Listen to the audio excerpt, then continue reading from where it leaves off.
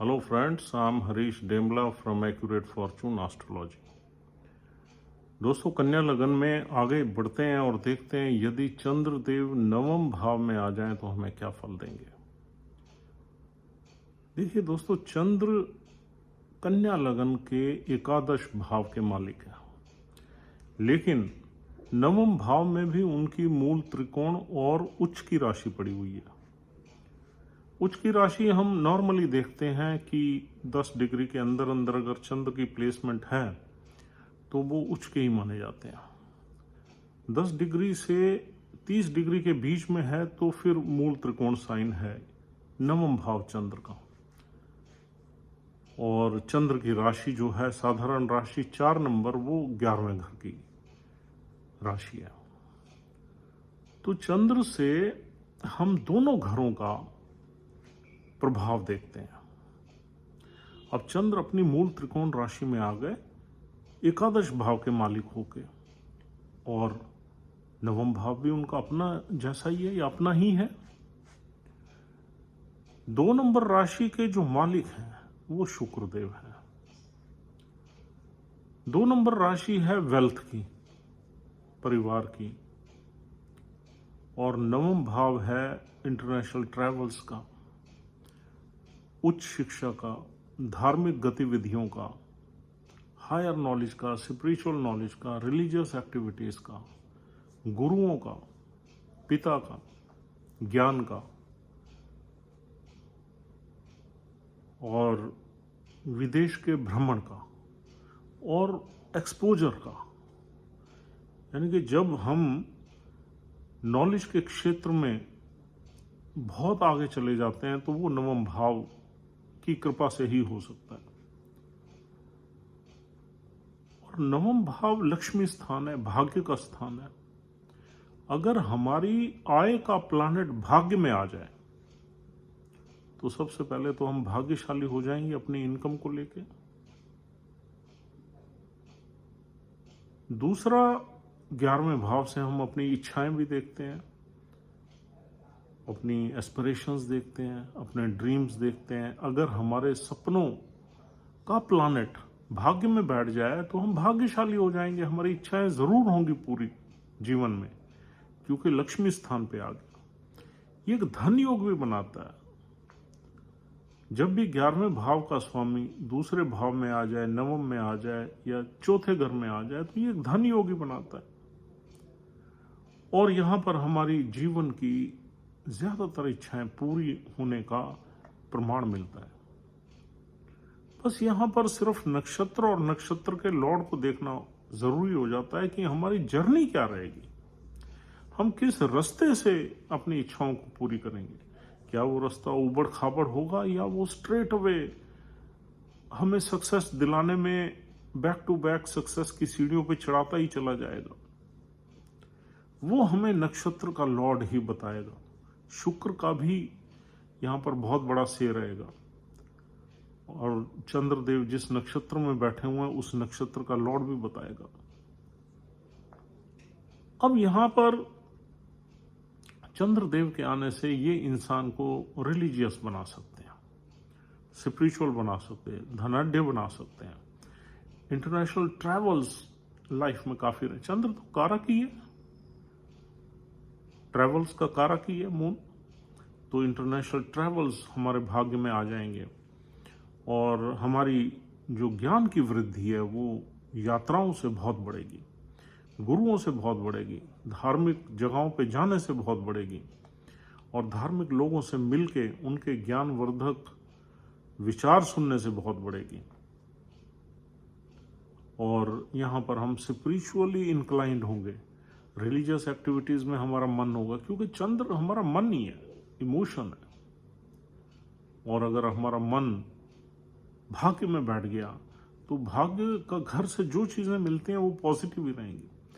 लेकिन हाँ, ये चंद्र एफ्लिक्टेड नहीं होना चाहिए।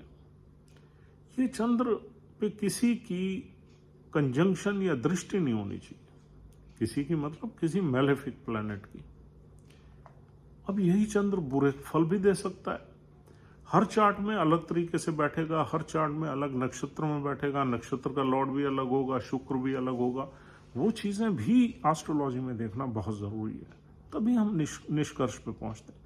ये हम बड़ी आपको जनरल प्रेडिक्शंस दे रहे हैं इस प्लेसमेंट की। ये प्लेसमेंट बहुत ही ऑस्पिशियस है। अगर चंद्र एफ्लिक्टेड नहीं है तो ये प्लेसमेंट बहुत ही उच्च दर्जे की प्लेसमेंट है। अब यहां चंद्र के साथ राहु बैठ गया तो हमें सेंसुअल एक्टिविटीज में ले जा सकता है, हमें बड़े लोगों से, गुरुओं से हमारे संबंध बन सकते हैं। अगर यहां राहु बैठ गया तो, अगर शुक्र अष्टम भाव में आ गया तो भी हमारी हिडन रिलेशनशिप कुछ बड़े लोगों से हो सकती है, अपनी उम्र से बड़े लोगों के साथ हो सकती है, क्योंकि ये गुरुओं का स्थान है, पिता का समान है, बड़े लोगों की आयु के लोगों का स्थान है। और शुक्र हमें हिडन रिलेशन, शुक्र चंद्र को इन्फ्लुएंस कर देगा हमें कहीं ना कहीं हिडन रिलेशनशिप की तरफ ले जाने के लिए। और अगर ये चंद्र सूर्य के नक्षत्र में आ जाए, सूर्य 12वें घर में चला जाए तो हमें स्पिरिचुअलिटी की तरफ ले जाएगा। यानी कि सूर्य का नक्षत्र यहाँ कृतिक मिलता है, जिसके 3 चरण है, दूसरा, तीसरा, चौथा चरण इसी राशि में मिलता है सूर्य का, कृतिका नक्षत्र का। तो अगर सूर्य के नक्षत्र में चंद्र बैठ जाए और सूर्य अगर 12वें में बैठ जाए तो भी हमें कहीं ना कहीं स्पिरिचुअल एक्टिविटीज में ले जाएगा, चैरिटी में ले जाएगा, बहुत हमारी लाइफ में हमें नॉलेज हो जाएगी। अगर सूर्य अष्टम में भी बैठ जाए अपनी एग्जॉल्टेड साइन में तो भी हमें कहीं ना कहीं हमारे ज्ञान में वृद्धि हो जाएगी। सूर्य हमें कुछ ऑकल्ट की नॉलेज दे देगा, कुछ मंत्रों की नॉलेज दे देगा, कुछ सिद्धियों की नॉलेज दे देगा। तो यहाँ फर्क है, यहाँ बहुत बड़ा फर्क आ गया। चंद्र अगर अपने रोहिणी नक्षत्र में बैठ जाए तो भी बहुत ऑस्पिशियस है, उसमें सिर्फ शुक्र को देखना है, क्योंकि रोहिणी नक्षत्र चंद्र का अपना ही है। रोहिणी नक्षत्र में ये इंसान को थोड़ा सा जिद्दी जरूर बना देगा, क्योंकि बड़ा प्राइड है रोहिणी नक्षत्र में। जैसे सूर्य उच्च का होता है, ऐसे ही चंद्र उच्च का बहुत प्राइड दे देता है इंसान को, स्वाभिमानी बना देता है। इंसान बोलचाल में बहुत ही निपुण होता है, अगर वो चाहे तो एक बहुत अच्छा वक्ता बन सकता है। उसके पास वर्ड पावर का खजाना रहता है। अप्रोप्रिएट टाइम पे, अप्रोप्रिएट सिचुएशन में वो अपने वर्ड्स को यूज करके किसी को भी इन्फ्लुएंस कर सकता है, प्रचारक बन सकता है और वेल्दी बन सकता है। रिलीजियस इंस्टीट्यूशन से जुड़ के, रिलीजियस एक्टिविटीज से जुड़ के इंसान पैसा भी कमा सकता है। और क्योंकि चंद्र तो धन का मालिक है और 2 नंबर राशि भी धन की है, तो धन का आगमन तो यहां से, फिर चंद्र है भी 11वें घर का मालिक, तो धन तो यहां से मिलना ही है। और 9वें भाव से हम हायर एजुकेशन देखते हैं। हायर एजुकेशन के मामले में भी ये लकी रहेगा। ऐसे लोग उच्च शिक्षा जरूर प्राप्त करते हैं, पोस्ट ग्रेजुएशन, डॉक्टरेट, पीएचडी तक भी इंसान आराम से जा सकता है, अगर नक्षत्र का लॉर्ड कहीं वेल प्लेस्ड है तो। अगर नक्षत्र का लॉर्ड 12वें घर में आ जाता है तो आदमी विदेश में जाके हायर एजुकेशन लेता है। और हमारी धार्मिक गतिविधियां यहां ज्यादा रहेंगी, धार्मिक विचार ज्यादा रहेंगे, धार्मिक लोगों से ज्यादा मिलेंगे, धार्मिक लोगों का प्रभाव भी हमारे जिंदगी में ज्यादा रहेगा और हमारे विचार शुद्ध, अच्छे विचार रहेंगे। अगर यहाँ पर राहु, केतु या शनि का प्रभाव नहीं है इस चंद्र पे तो ये बहुत ही उच्च दर्जे की प्लेसमेंट है। इंसान को हर तरह का सुख मिल सकता है। थोड़ा सा शुक्र की राशि में थोड़ा ये डर लगता है कि शुक्र कहीं एग्जॉल्टेड हो गया या अष्टम में आ गया या 12वें में आ गया तो फिर यहाँ पर हमारी सेक्स सेंसुअलिटीज की तरफ भी ये प्लेसमेंट ले जाती है। हालांकि प्राइमरीली ये गुरु का घर है। अगर गुरु की प्लेसमेंट मजबूत हो गई चार्ट में, गुरु उच्च के ही हो गए यानी कि 11वें में आ गए या साथ ही बैठ गए, फिर तो ये प्लेसमेंट बहुत ही एथिकल प्लेसमेंट हो जाएगी। इंसान को बहुत ही अच्छी एजुकेशनल फील्ड में ले जाएगी और आदमी लेक्चररशिप में जा सकता है। और चंद्र से और गुरु से रिलेटेड तो ऐसे ही रोल रहते हैं, एडवाइजरी है, एजुकेशन है, लेक्चररशिप है, इस तरह के रोल रहते हैं। तो कुल मिला के ये वाली प्लेसमेंट बहुत ही उम्दा रहेगी। यहां पर अगर चंद्रदेव, यहां पर 3 नक्षत्र मिलते हैं। अगर यहां पर चंद्रदेव कृतिका नक्षत्र में है तो बहुत अच्छी है। इंसान में स्वाभिमान अच्छा रहेगा, प्राइड अच्छा रहेगा, और इंसान में जो है करेज रहेगा, और इंसान की लाइफ में यूं कहना चाहिए कि नेम, फेम, रिकॉग्निशन सब चीज़ें उसे मिलेंगी। और सूर्य की प्लेसमेंट कहीं अच्छी हो गई तो स्पिरिचुअलिटी का भाव भी बढ़ जाएगा। जैसे हमने बताया कि सूर्य अगर 12वें घर में आ जाए, अगर सूर्य किसी दूसरे घर में आ जाए नीच के, तो यहां पर इंसान थोड़ा ग्रीडी हो जाएगा, थोड़ा इगोइस्टिक हो जाएगा, थोड़ा लालची हो जाएगा। वहां पर थोड़ी सी क्वालिटीज चंद्र के अंडरमाइन हो जाएंगी। और अगर सूर्य देव किसी ऑस्पिशियस हाउस में आ गए तो यहाँ पर इंसान की लाइफ में वेल्थ का योग भी बनेगा। पिता से प्रॉपर्टी मिलना, पिता का रिच होना, पिता का अच्छा होना, पिता का धार्मिक होना, यहाँ पर ये चीज़ें तो रहेंगी। पिता से आपकी अटैचमेंट होना, मदर से आपकी अटैचमेंट होना, ये भी चीज़ें रहेंगी।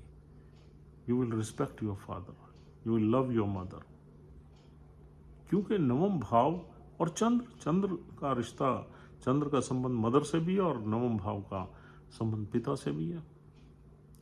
अगर चंद्र रोहिणी नक्षत्र में आता है तो सिर्फ शुक्र की प्लेसमेंट देखने की जरूरत है। अगर शुक्र अच्छा बैठा हुआ है तो ये प्लेसमेंट आपको वो सारी चीजें देगी जो हमने अभी बात की आपसे। और अगर शुक्र की प्लेसमेंट अच्छी नहीं है, शुक्र नीच के आ गए, तो इस अचीवमेंट्स में काफी न्यूनता आ जाएगी। और तीसरा यहां नक्षत्र मिलता है मृगशिरा, मंगल का नक्षत्र। मंगल के नक्षत्र में भी चंद्र को कोई दिक्कत नहीं है, बहुत अच्छा नक्षत्र है। उसमें सिर्फ यही देखना पड़ेगा कि मंगल देव की प्लेसमेंट कैसी है। मंगल देव की प्लेसमेंट अगर कहीं अच्छी है तो ये प्रॉपर्टी से आपको ब्लेस कर सकता है, वेल्थ यानी कि पेरेंटल इनहेरिटेंस से ब्लेस कर सकता है। और इस प्लेसमेंट में आपको नॉलेज और भ्रमण दोनों का एक्सपोजर बहुत ही ज्यादा रहेगा। तो it is one of the most auspicious placement we can say. और ये लक्ष्मी योग की तरह काम करेगी। अगर आपके भी चार्ट में ये प्लेसमेंट है तो आपको सिर्फ ये देखना है कि आपका चंद्र किस नक्षत्र में बैठा हुआ है और उस नक्षत्र का लॉर्ड कहाँ है। अगर लॉर्ड वेल प्लेस्ड है तो ये प्लेसमेंट बहुत ही ऑस्पिशियस हो जाएगी। दूसरा, आपने ये देखना है कि इस चंद्र पे किसी मैलेफिक प्लैनेट का इम्पैक्ट तो नहीं है, राहु जैसे प्लैनेट का, जो चंद्र को एकदम अफ्लिक्ट कर देता है, पीड़ित कर देता है। केतु एंग्जाइटी दे देता है, चंद्र राहु ऑब्सेशन दे देता है, शनि की दृष्टि इनसिक्योरिटी दे देती है। तो इन प्लैनेट्स की कंजंक्शन या दृष्टि नहीं होनी चाहिए। अगर गुरु की दृष्टि आ गई, गुरु का साथ मिल गया, तो ये बहुत ही अच्छे रिजल्ट्स देगी। गुरु और मंगल का साथ भी यहाँ आपको बहुत अच्छे रिजल्ट्स देगा, गुरु, मंगल और सूर्य का साथ। तो दोस्तों, this is all for the day. उम्मीद करता हूँ ये प्लेसमेंट आपको समझ में आ गई है। और अगर आप हमारी वीडियोस को पसंद करते हैं तो हमारे चैनल को ज़रूर सब्सक्राइब करने की कोशिश करें। हम आपसे कल फिर मिलेंगे। Have a nice time, take care and goodbye. Thank you very much.